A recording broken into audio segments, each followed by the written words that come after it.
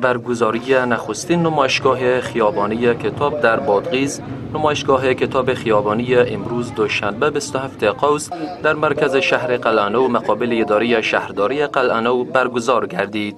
برخی جوانان با همکاری اداره اطلاعات و فرهنگ بادغیس نمایشگاه خیابانی کتاب را به هدف رشد و ترویج مطالعه میان جوانان در این ولایت برگزار کردند که بیشتر دور شدن جوانان از کتاب و مطالعه را عنوان می کند.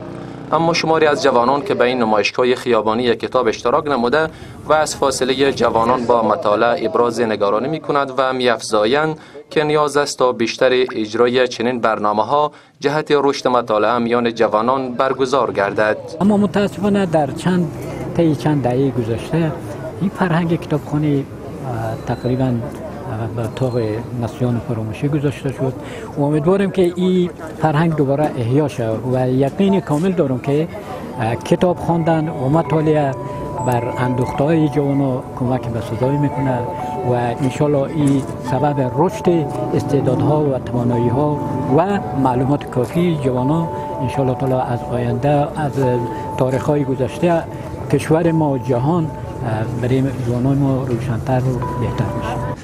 بارها همچون محافل برگزار بشه و تا جوانان را از فرهنگ مطالعه و از نویسنده ها و از شاعرها واقفتر بسازه. به فال نیک میگیریم برگزاری چنین همایشی را که مردم یادشان از کتاب بیاید و خاطراتشان از کتاب پس زنده شود و مردم به کتابخوانی علاقه پیدا کنند. امیدوارم که به ولایت بادغیس یک کتابخانه جور شود، کتاب فروشی باشه که ما از اینجا بتوانیم کتابا را دریافت بکنیم. در همین حال برگزار کنندگان نمایشگاه خیابانی میگویند این نمایشگاه به مدت 2 روز برگزار شده که جوانان میتوانند از آن بازدید کنند و با تبادل کتاب‌های تحت عناوین مختلف بپردازند. تاسو په جریان کې یاست چې موږ په قراتو باندې کتاب په نمایش باندې ایښی دی او د کتابخانې او د مطالعې لپاره مو په قراتو باندې برنامې پر پای کړې دي د دې لپاره چې د مطالعې ترویج نور هم وده وکړي او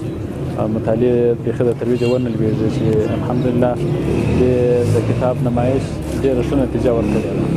ما برنامه را 1 ماه میشه سرش کار میکنیم که به روزهای آخر به اطلاعات فرهنگ مشوره کردیم که اجازه از اونا رو خواستیم و اونا آماده شدن که با ما همکاری کنند، چون یک برنامه خیلی خوب است.